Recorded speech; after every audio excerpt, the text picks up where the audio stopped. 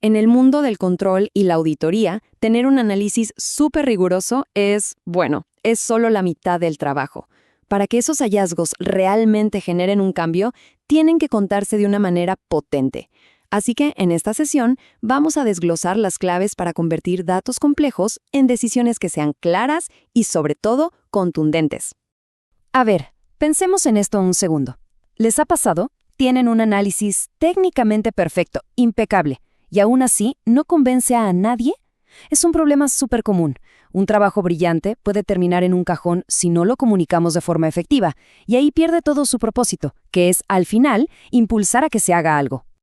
Y es justo aquí donde llegamos al punto clave. La solución está en entender que hay una diferencia gigante entre simplemente mostrar los datos y, de verdad, contar una historia con ellos. No es para nada lo mismo presentar un gráfico que construir un argumento que convenza.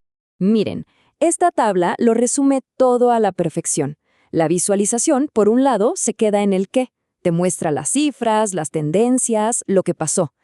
Pero el storytelling, el storytelling va mucho más allá. Te explica el por qué eso que ves es importante y, lo más crucial, qué deberíamos hacer al respecto. Es el salto de simplemente describir a tener una base sólida para tomar una decisión. Ok, ya que tenemos clara esa diferencia, vamos a meternos más a fondo. ¿Qué significa exactamente esto de storytelling con datos en un ambiente tan profesional, tan exigente como puede ser la auditoría o el control fiscal? ¿Cómo se ve en la práctica? Y aquí está el punto más importante de todos. Esto no se trata de decorar informes con gráficos bonitos, para nada. Se trata de construir un caso, un argumento analítico que no solo sea fácil de entender, sino que también sea defendible ante cualquier pregunta y, lo más importante, que nos lleve directamente a una acción concreta. Y toda narrativa analítica que se respete se sostiene sobre estos 3 pilares. Primero, un mensaje principal que sea súper claro y directo. Segundo, la evidencia, ¿no? Los datos, los gráficos que demuestran que lo que dices es verdad. Y tercero, una implicación o un llamado a la acción. Si te falta uno de estos, la historia simplemente se cae. Ahora, construir esta narrativa con todo el rigor que se necesita no es algo que se pueda improvisar, y menos en auditoría. Por eso, es fundamental que nos apoyemos en una estructura que ya esté probada, que sea robusta y que nos asegure que todo el argumento sea a prueba de balas. Y esta es, digamos, la estructura definitiva para contextos de control. A continuación, vamos a ver un proceso de 8 pasos que nos permite construir un caso analítico que sea persuasivo, totalmente defendible y, sobre todo, completo. Esta secuencia es, básicamente, la columna vertebral de un informe de alto impacto. Fíjense en el flujo. Partimos del contexto, definimos una pregunta bien clara, soltamos el hallazgo principal y de ahí desplegamos toda la evidencia. Luego, interpretamos, medimos el impacto, recomendamos qué hacer y, algo clave para la integridad, decimos cuáles son las limitaciones del análisis. Este caminito nos garantiza una lógica impecable. Y lo genial de esta estructura es que soluciona uno de los errores, de los más comunes que vemos. Presentar un montón de gráficos y datos que no tienen nada que ver entre sí, sin una historia que los una y les dé sentido.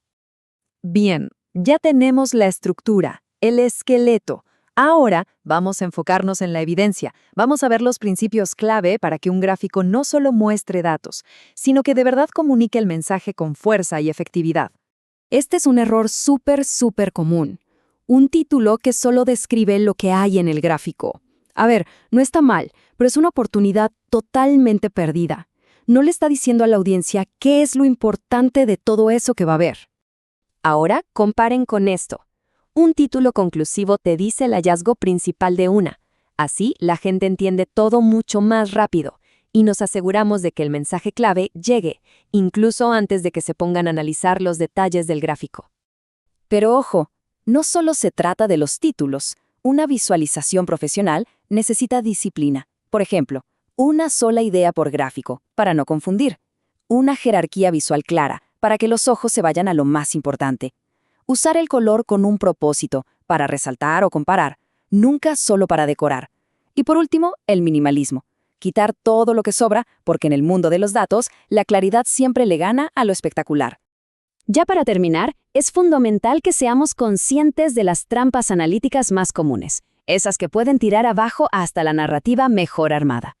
Reconocer estos riesgos es parte de ser un profesional íntegro. Por ejemplo, es crucial no confundir correlación con causalidad, o acordarse siempre de ajustar las cifras para hacer comparaciones justas.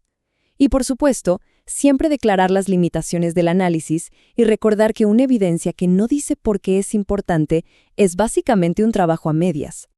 Así que, al final del día, todo se reduce a esto. La misión no es solo presentar información, es construir un argumento analítico completo que nos lleve, de forma lógica y sólida, desde un dato crudo hasta una decisión bien informada. Esta estructura y estos principios son las herramientas para asegurarnos de que la respuesta a esa pregunta sea un sí rotundo. Nos permiten transformar el análisis más riguroso en un impacto que se pueda ver y medir. Ahora, la pregunta queda en el aire para que cada quien reflexione sobre su propio trabajo.